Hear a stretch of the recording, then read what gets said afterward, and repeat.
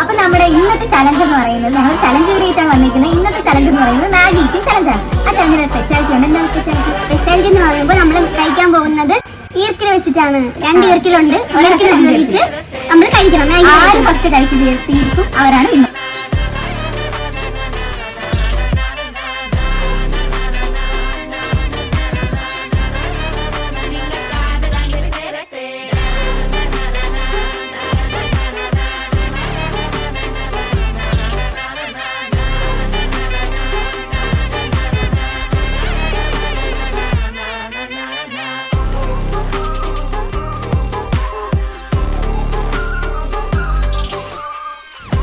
ഞെക്കുന്നില്ല. പക്ഷെ നമ്മൾ വിചാരിച്ചാൽ ഡിഫിക്കൽട്ട് ഒന്നും അല്ലായിരുന്നു.